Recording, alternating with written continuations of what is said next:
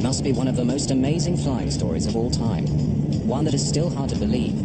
An airliner full of passengers out of control at 17,000 feet. And the pilot is stuck outside the plane. In the cockpit, 3 frightened flight attendants are clinging to his legs. If he slips from their grasp, the captain's body could be sucked into the engine and bring down the plane.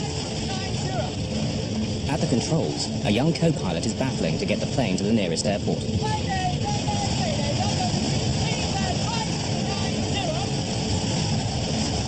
The lives of 87 passengers and crew hang by a thread. A lot of people go through life thinking it'll never happen to me. But you tend to go through life thinking it can. I said I thought I was going to die. I thought we were going to die. This bizarre accident tested the limits of human survival. And the investigation that followed not only exposed the mistakes behind it, but led to new ways of preventing them.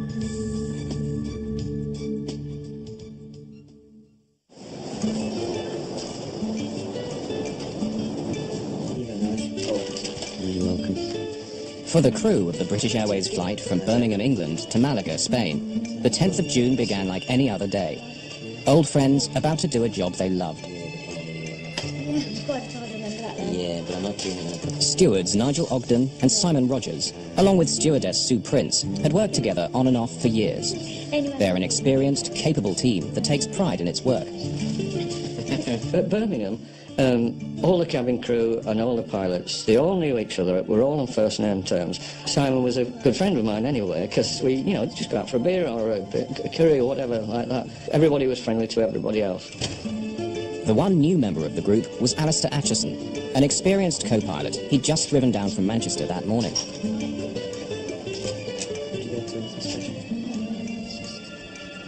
Morning, Alistair. Come on in. Tim Lancaster is captain. He's been a commercial pilot for 21 years. Well, we've got to get started, eh? Chief Steward John Hewitt arrives to give the crew their final briefing. Morning, everyone. Right, is that the first officer? Yeah, just down from Manchester. Nice seeing your face. Okay, Malaga. Right, looking forward to this. Right, Nige, you can sit up with me up front and talk rugby. So, where would you like? Over the wing. Okay, so, Simon, you're at the rear. All right, now, just a few safety questions. Nigel. Before takeoff, the co-pilot performs a walk-around, checking the outside of the aircraft for anything wrong. In the cockpit, Captain Tim Lancaster reviews a log of the maintenance carried out on the plane the day before. Everything okay? Fine. She's just come out of maintenance by the look of it. Nothing much, though. Just changed the windscreen. Many of the passengers know the flight well and are looking forward to a relaxed trip to Spain. I was going to catch a plane from Birmingham to Malaga to meet my mum. My sister and I were joining her there for a week's holiday, a girls' week. I live in the south of Spain, and 2 or 3 times a year I come back to see my grandchildren and also my mother. So everyone lives near Birmingham, so that's the route I normally take, Malaga, Birmingham. These unsuspecting passengers and crew were about to begin an adventure of a lifetime. Seem to have made yourself comfortable. Do right.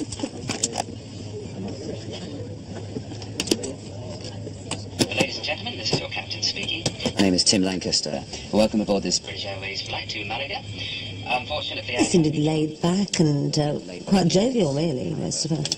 Well, it's a lovely day in Malaga, blue sky, sunshine. Sit back and enjoy the flight. Sunny, and we still expect to get you there on time. Birmingham Tower, Speedbird 5390. We're ready to start and push. Speedbird 5390. Clear to start and push. Ladies and gentlemen, we are now going to take you through our safety procedures and equipment. As this information is for your benefit, we ask you to watch and listen carefully. Clear to start engines. Starting number 2. Emergency exits are on both sides. The stewardess and it shows you the emergency exit and all the emergency gear. And, of course, nobody's really watching. One chap was quite blasé, he was reading the Times, and people weren't really bothering because we've all been on flights, and, it's no big deal. The air can be topped up by using the mouthpiece, and there is a whistle for attracting attention.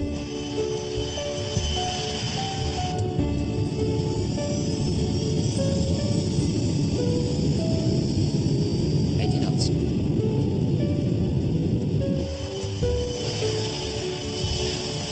The BAC 111 was known as the Jeep of the skies, a workhorse that was easy to maintain and had a good safety record.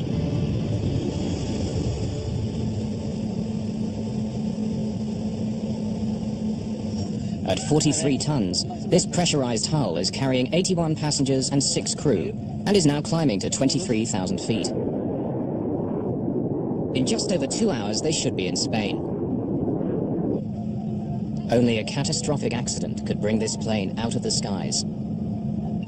Alistair, you can see my house from here. 2 minutes into the climb, the pilots switch on the autopilot. Tim Lancaster takes off his shoulder straps and relaxes into the flight. I went into the flight deck to ask Tim and Alistair what they would like to drink. You gentlemen like a tea? Please, the usual. Milk, 1 sugar, please. And I said, your breakfast's on. It'll only be a few minutes. Now, almost 13 minutes after takeoff, and at 17,300 feet, they're just 5,000 feet from their assigned altitude.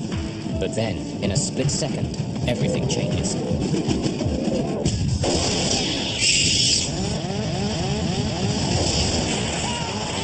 With a huge explosion, the captain's windscreen blows out into the sky. Almost immediately, a white fog forms. A sort of really intense stomach, body-shaking thud.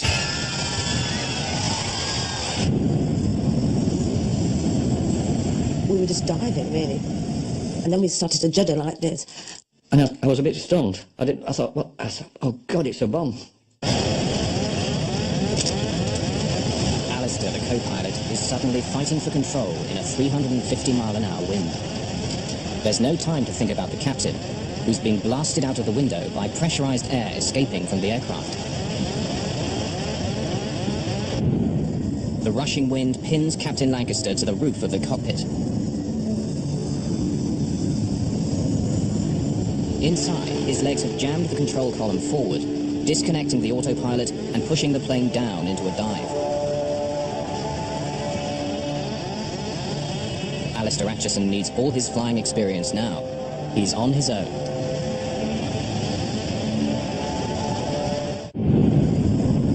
The captain's body is pinned to the outside of the jet as it hurtles down from 17,000 feet. The throttles are jammed forward, increasing the speed to nearly 400 miles an hour. Co-pilot Alistair Acheson has to take command. While he fights to bring the plane under control, steward Nigel Ogden can see his captain is being sucked out of the aircraft. And I looked in, the flight deck door was resting on the controls, and all I could see was Tim out the window. I jumped over, put one foot in the captain's footwell, and the other one was down the side of his seat. I just grabbed him before he went out completely. Nigel Ogden holds on to the captain for dear life. Outside, a 390-mile-an-hour blast of wind at minus 17 degrees centigrade smashes into Tim Lancaster's body. The tornado in the cockpit is giving Acheson major problems.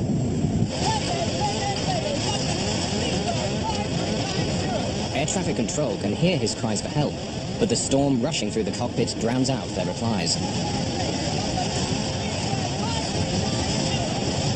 The captain's feet are still pushing against the control column, and Alistair is struggling to get full control of the plane. He's now diving through some of the busiest air lanes in the world, with the added danger of a mid-air collision.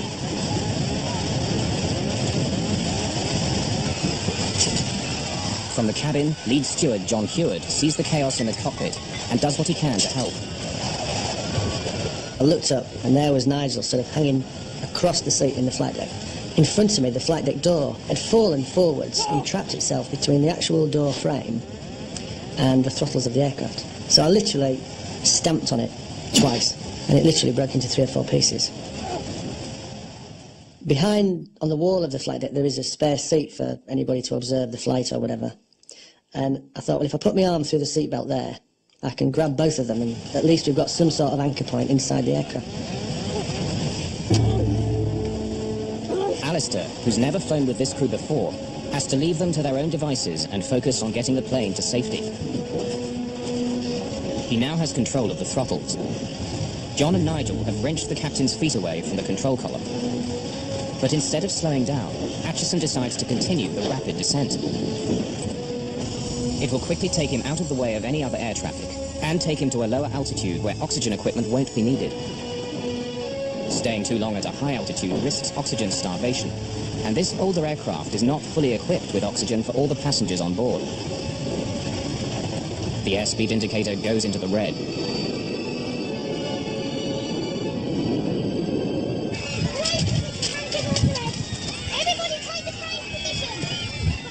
In the cabin, the two other stewards, Sue Prince and Simon Rogers, are trying to prepare the passengers for what they hope will, at worst, be an emergency landing.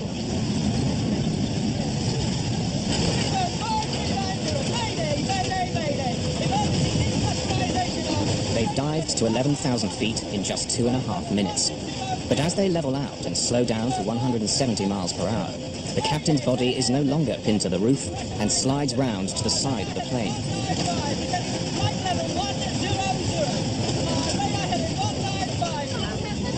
Working his way from the back of the cabin, steward Simon Rogers now catches sight of the chaos in the cockpit for the first time. Now the aircraft had got to sort of flying fairly level. Simon came up from the back. Nigel was beginning to get really sort of achy now with his arms, and I knew he wasn't going to let go unless he was sure that Tim wouldn't fly out of the window. We all had fear in our eyes. We were all worried sick because we thought, you know, either Tim's going to die or we're going to die, you know. That was going through my mind. But it was up to Alistair then, and it was up to us three, Simon and John and myself, to hold on to grim death. All I remember is Tim's arms flailing out. His arms seemed about 6 foot long. And I'll never forget that. His eyes were wide open. I mean, his face was hitting the side of the side screen. But he didn't blink. And I thought to myself, and I said to John, I said, I think he's dead. I think he's dead. And I said, you and Sil have to hold on. I can't hold on anymore. I can't hold on anymore. I've lost the feeling in my arms.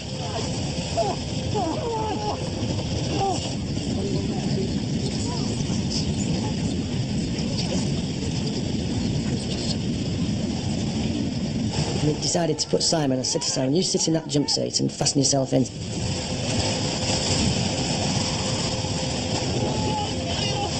With Simon sitting in the seat, we'd freed Tim's legs from between the control column and the seat.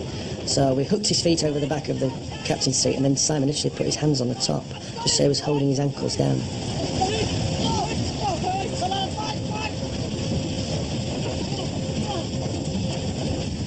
Hey, look, what's going on? We're going to be all right. But I think the captain's dead. Well, I couldn't believe it, because he just told us what a lovely day it was. You know, blue skies, sunshine, relax and enjoy the flight. And then next minute, he's dead.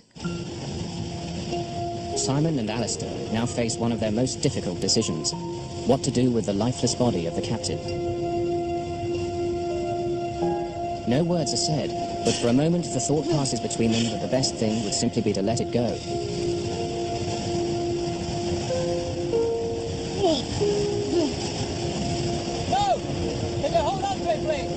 But Alistair's order isn't simply an act of compassion.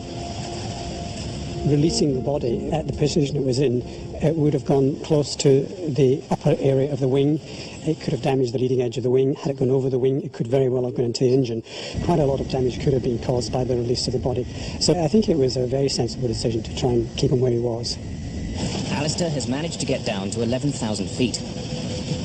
Without the captain to help, he's operating the plane's systems from memory and shepherding it around Heathrow, some of the most congested airspace in the world. 7 minutes out of contact with the ground, he's able to hear the voice of air traffic control for the first time. Requesting radar assistance onto the nearest airfield, please. Speedbird 5390, roger. Can you accept landing at Southampton? Speedbird 5390, I am familiar with Gatwick. Would appreciate Gatwick. Alistair wants to land at Gatwick Airport, as he's flown there many times before. But Southampton is nearer, and even though he's never flown there before, he knows he has to get down fast. And I am on 150 knots. Requesting radar assistance into Southampton. When you go into an airport that you're not used to, you normally have charts, let-down plates, that kind of thing that you can read up on and learn something of the airport you're going to. But he knew nothing of Southampton. He hadn't been there. He had no charts because everything had gone out the window. There was no let-down plates to look at the approach and so on. All the maps and charts blew out of the window with the captain, and only the air traffic controller can guide Atchison. He turns towards Southampton. Southampton, this is Speedbird 5390, do you read? Speedbird 5390, good morning. Identified on handover from London radar 6 miles west of Southampton Airfield. What is your passing level? Roger, sir. I am not familiar with Southampton. Request you shepherd me onto the runway. When he spoke, he was obviously stressed. It sounded as if he was under a fair bit of pressure. What is your number of persons on board?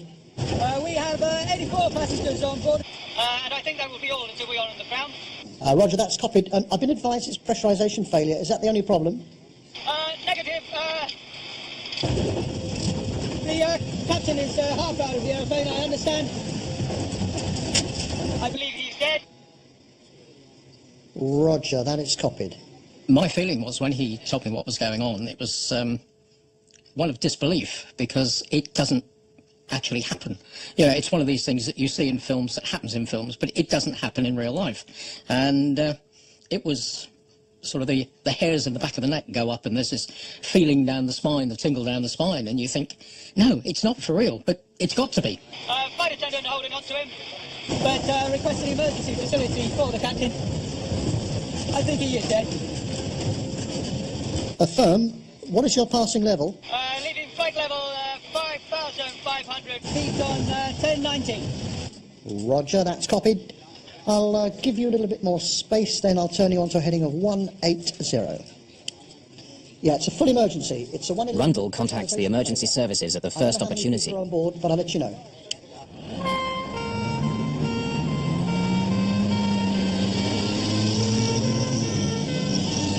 Could you confirm that the length of runway at Southampton is acceptable for a 111? Yes, it is acceptable for a 111, and I'll give you the figures shortly. As long as we have at least 2,500 metres, I am happy. I'm afraid we don't have 2,500 metres. Neither do Bournemouth.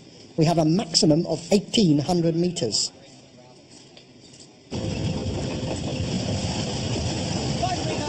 Atchison is concerned that the plane is above its maximum landing weight, being full of fuel for the journey to Malaga. And a BAC 111 can't dump fuel. If the runway isn't long enough, he faces more problems. Whether the aircraft could actually stop on the runway, or whether the tyres would burst, or whether he would go off the end of the runway. That's obviously what he was worried about when asking for 2,200 metres. 5390. Thank you very much. We are 3 greens and flaps 45. So we are set for approach, but make it please very gentle. Yes, I will indeed. You are number 1 traffic. If you think about it, all the airline pilot training is done with 2 pilots, both compass mentors in the cockpit, one flying the aeroplane and the other one doing all the emergency drills. So what you actually had was the captain hanging out the window, at least one person hanging onto his legs, and Alistair flying the aeroplane with nobody else to talk to. Speedbird 5390. It's 9 miles from touchdown, you're clear to land. Wind indicates 020 degrees at 14 knots. Descend to height to 15400 feet. QFE is 1017. Roger, sir, descending to 1,500 feet. Talk me down all the way. I need all the help I can get. Roger, you'll be able to stop the aircraft on the runway and evacuate the aircraft on the runway. He must have been about 6 or 7 miles from touchdown. And obviously at that point I kept talking until he was happy he could see the runway and was happy to continue looking out the window and land the aeroplane. At the point he said he was visual with the runway, I effectively stopped talking.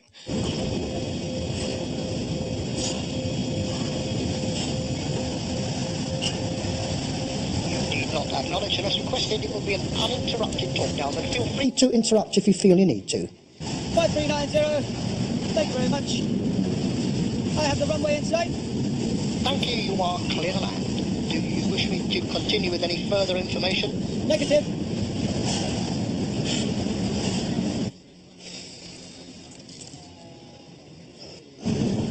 32 minutes after takeoff, with 81 terrified passengers, a nearly full fuel tank, and the captain blasted out of the window, Alistair Acheson attempts the most difficult landing of his career.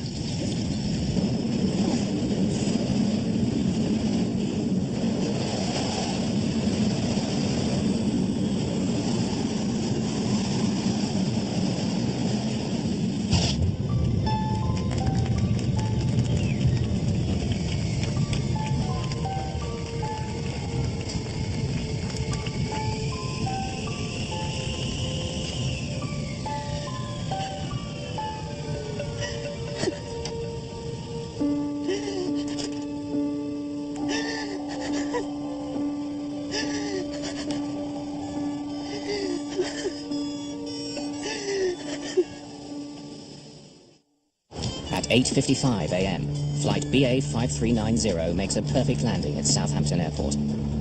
Immediately, emergency vehicles surround the plane. Firefighters remove the body of the captain and lead the passengers and crew away.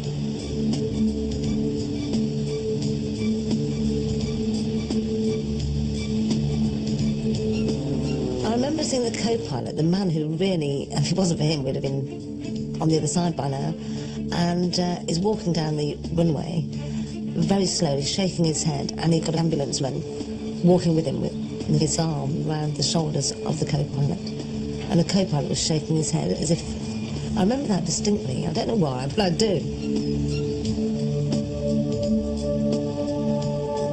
Alistair Acheson has carried out a remarkable piece of flying, almost unprecedented in aviation history.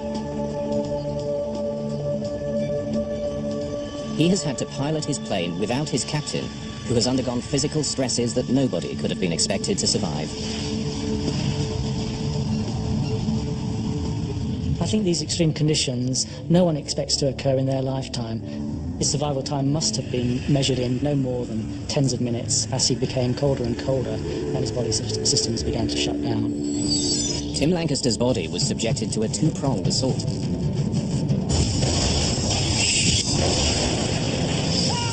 The physical violence that his body suffered being blown out of the plane, and the extreme cold and lack of oxygen at 17,000 feet.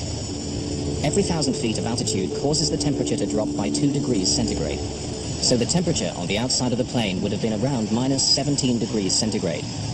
The extreme wind chill also meant his body was losing heat very rapidly. He would have lapsed into semi-consciousness and then unconsciousness, and as the temperature, his core body temperature fell, he would have finally died as a result of the excessive cold in that environment. Despite the trauma that Captain Lancaster's body suffered, there was one final twist to his story.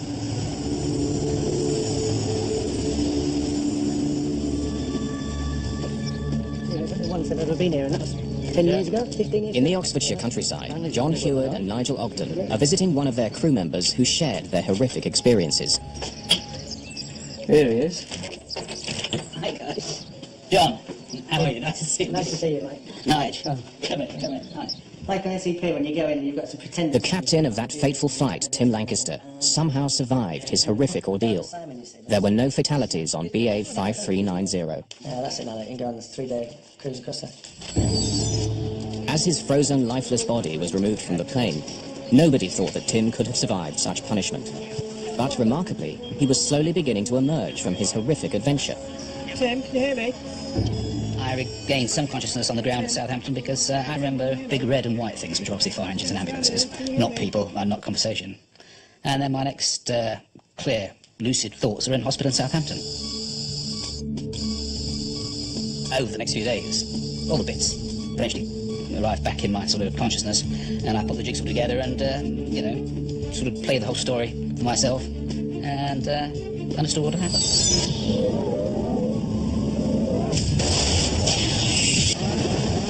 There's a big bang, a noise of all the air escaping, but I remember watching the windscreen move away from the aircraft, and then it had gone like a bullet. It disappeared into the distance. And I think there was an even bigger bang, or there was an even bigger bang. And I was very conscious of going upwards. And, well, the whole thing became completely surreal then, as it would. And I was aware of being outside of the aeroplane, but that really didn't bother me a great deal. What I remember most clearly is the fact I couldn't breathe, because I was facing into the airflow. And I turned round and actually turned my body around, and I was sort of looking back along the top of the aircraft at that stage, and I could breathe then. And yes, I remember that. I can remember seeing the tail of the aircraft. I can remember the engines going round, and then I don't remember much more. Memory stopped at that point. I went down there last year, but they've changed the airport totally. I'm glad I did hold on, because Tim was alive. I mean, he's a very strong man. He must have been, to survive that. I wouldn't have been able to survive it.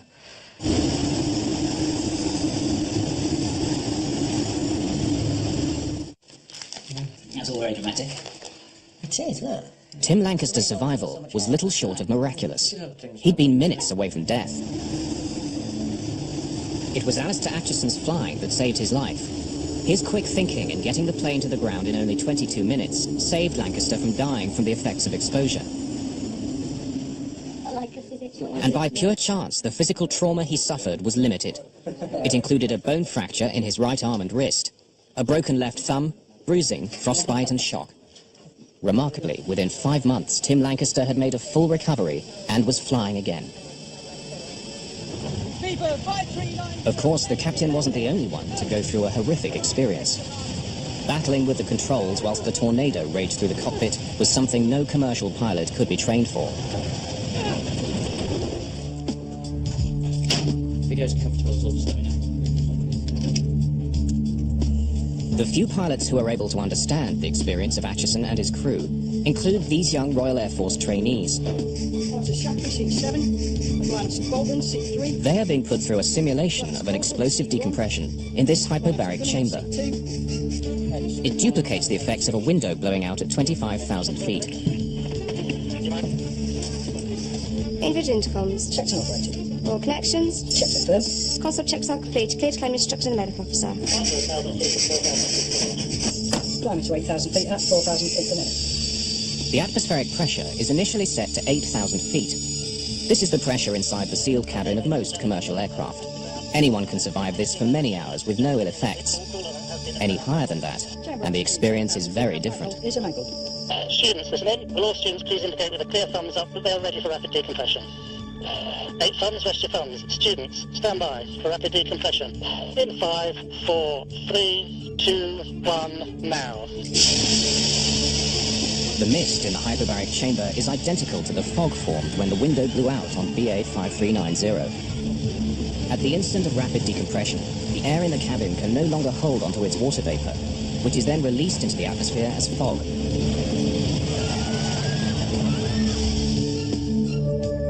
Chamber altitude is stable at 25,000 feet. High hold is enabled. Cross vent is on and you're clear to commence hypoxia training. Good, well done. Good, we'll commence hypoxia training on students 7 and 8. Once the fog clears, then the lack of oxygen at that height begins to tell. Double up.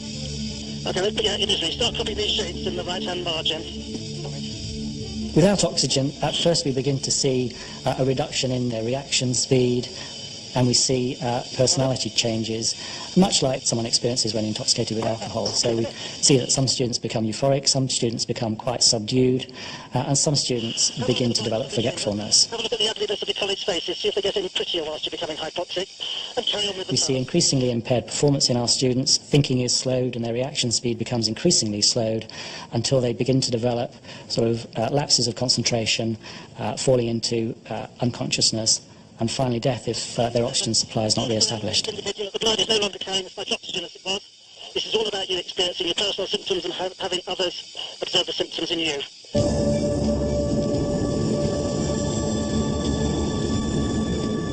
Flying alone, battling nearly 400-mile-an-hour winds, and defeating the possibility of oxygen deprivation, Alistair Atchison's achievement in saving Flight 5390 was outstanding.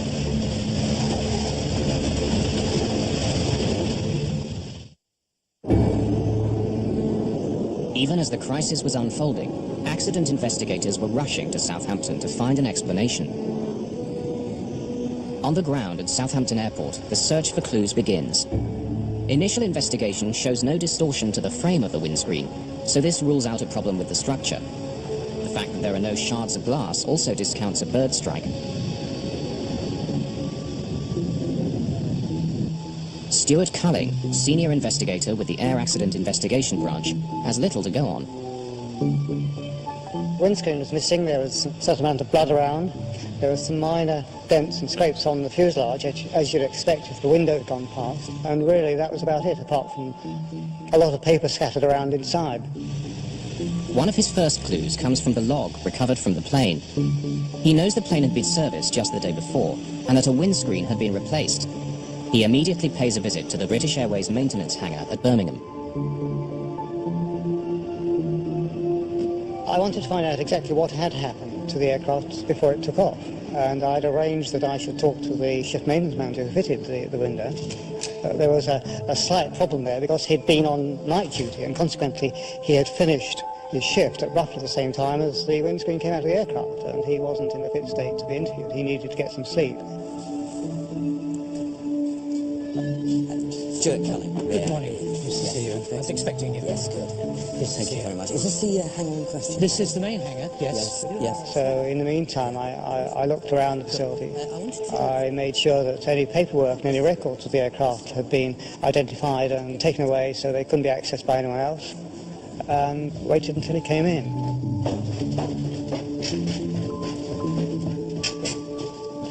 Hello, I'm from the AIIB. Yes, and this is my colleague. What I'd like to do today is just find out what went on during that shift pattern and how it went. Thank you very much. Did you notice anything about the window itself, any stress marks that were worrying you? My first conversation with the shift maintenance manager was relatively general, because at that stage we had no evidence that was relevant. Yourself, you didn't delegate it to somebody else and then check Stuart, it? there's a phone call for you, just coming. Oh, right. Would you mind if I took this and come back? So I took the call and found that it was information about the windscreen which had been found near Didcot, and there were something like 30 bolts found with it, most of which were one size short in diameter, one size too small in diameter. It was a crucial error. On some planes, windscreens are fitted from the inside and use the internal pressure inside the cabin to keep them in place. But on the 111, the windscreen is bolted on from the outside. Any weakness in the bolts could mean that the pressure inside the plane would blow the windscreen out. It appears Culling has very quickly found the mistake and the guilty man. I've had some news which I think is very relevant. I've heard from my colleagues who are working on the bolts. They tell me they're the wrong bolts. They're the wrong diameter. No, that's not possible. They're exactly the same bolts. I'll have to cover that. He's a professional man.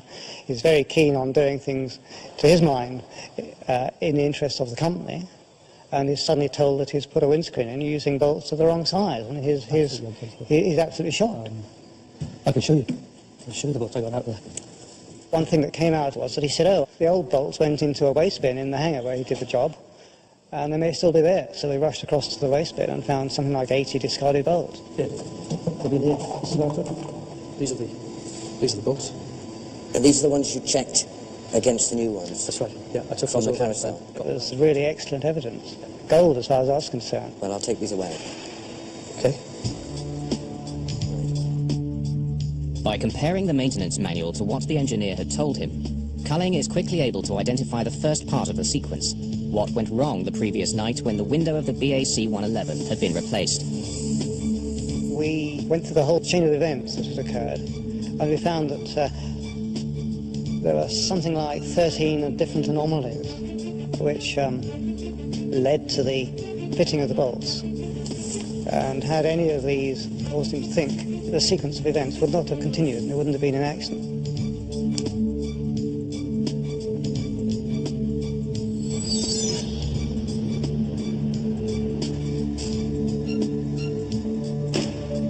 The engineer had come early into his shift, and at about 4 a.m. had gone to work removing the old windscreen from the plane.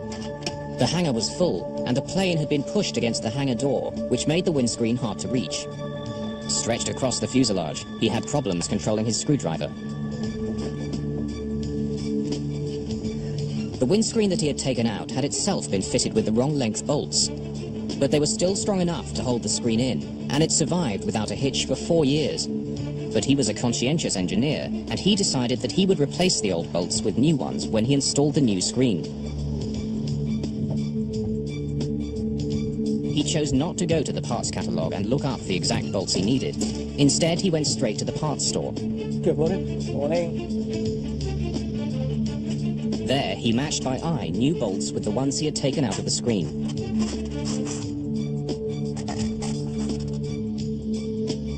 His eye match was good, and he found a few fresh bolts of exactly the same type in a drawer. What I'm after is I need 97 Ds. I'm just doing a windscreen on a 111 over there, and I need some new bolts. 8 Ds on a 111? Well, no, these are 7s. This is a 7. I've just taken it out. We haven't got any 7s anyway. Okay. Right, the store manager knew which bolts the engineer should have been looking for, but the engineer chose to ignore his advice. Instead, he drove to the other side of the airport to find a match for his bolts. It was now about 5:15 a.m., and in a dark corner of the hangar, he continued to search for new bolts identical to the ones he'd taken out of the plane. But in the gloom, his luck finally ran out. He thought they matched, but they didn't. He picked bolts that were just over 2/100ths of an inch too narrow for the job. Returning to the 111, he stretched over the plane and began fitting these new bolts. Working at an angle, he couldn't see that the new bolts didn't fit correctly.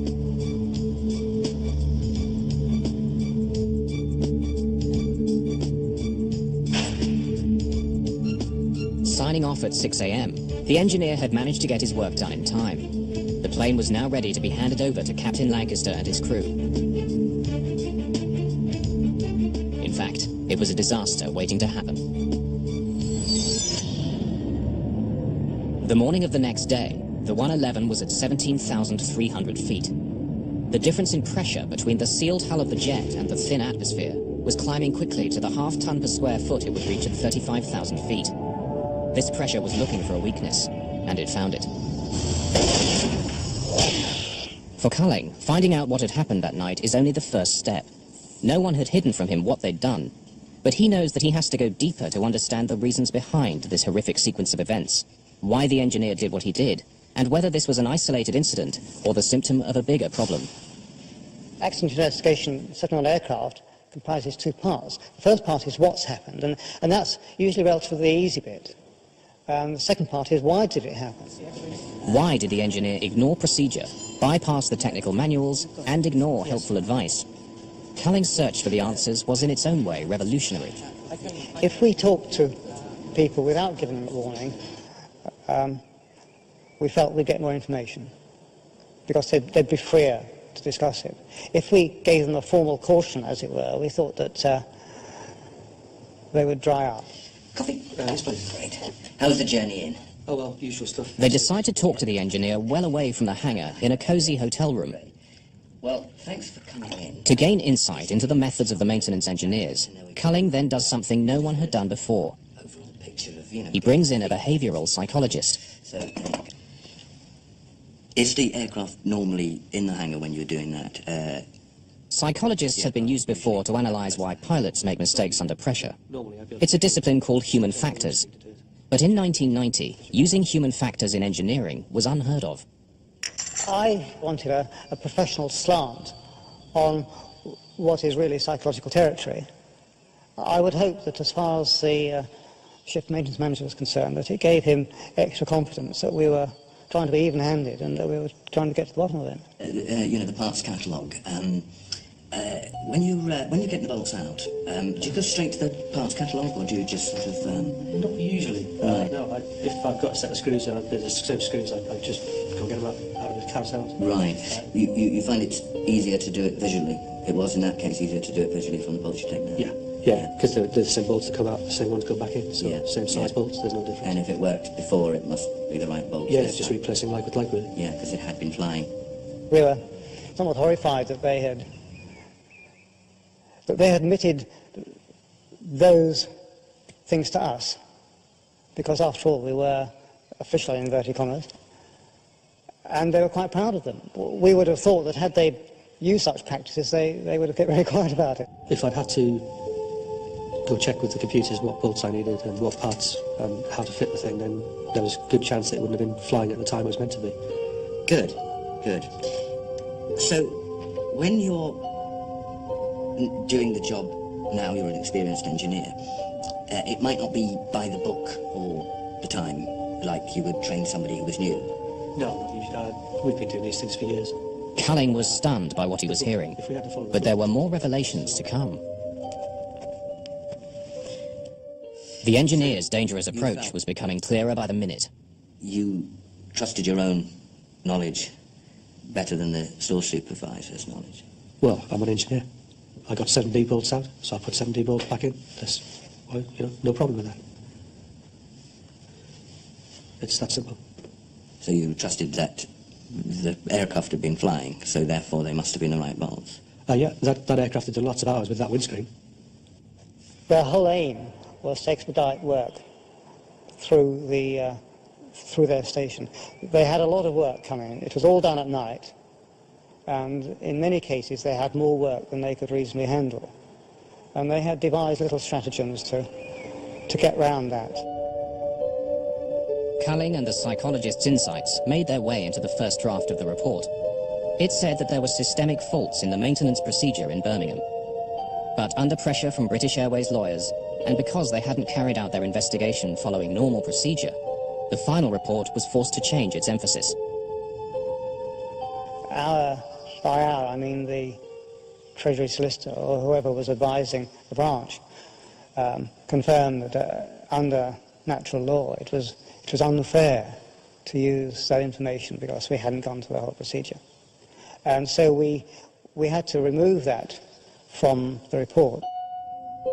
The investigators had never produced an accident report like it.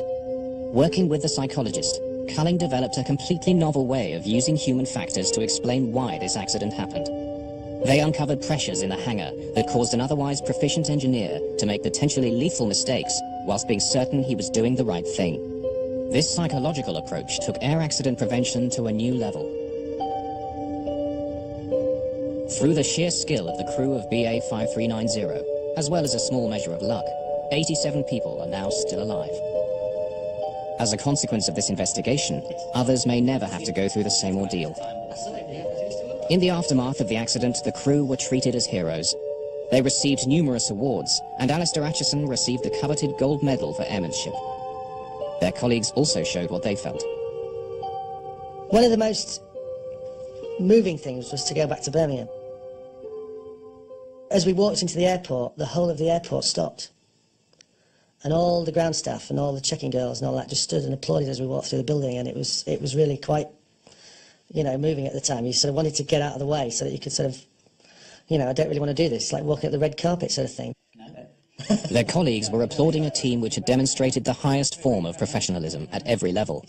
A cabin crew which worked as a team in extraordinary circumstances, and the co-pilot, an outsider who took control and worked alone to bring them all safely down to earth.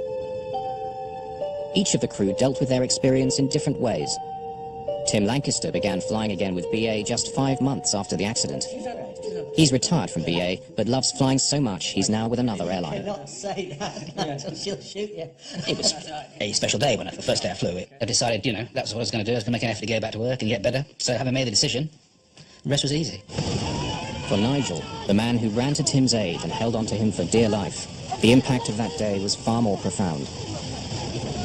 I think about it every day, and that is the truth. I think about it every single day, in one form or another, yeah, every single day. It'll affect me till the end of my days. Nigel, along with Simon and Sue, no longer fly. But John Heward is still with British Airways as a chief steward. But even he isn't free of the memories of that day. They were bringing in another British aerospace aeroplane to where I worked in Birmingham, and unfortunately that window was fitted from the outside, and the layout of the cabin was identical. And when I sat on it, it all came back to you. But for that reason, I've gone back to work at Heathrow and fly long-haul flights again, because those aeroplanes have got no resemblance to the 111 at all. Alistair Acheson, who is still flying for British Airways, chose not to take part in this film. For each of the crew, the experience will stay with them in different ways. But common to them all is that on that day, their numbers did not come up. Tim explained it very well, actually. And he said our names were on the page, but we weren't at the top. And I think that was, you know, probably true.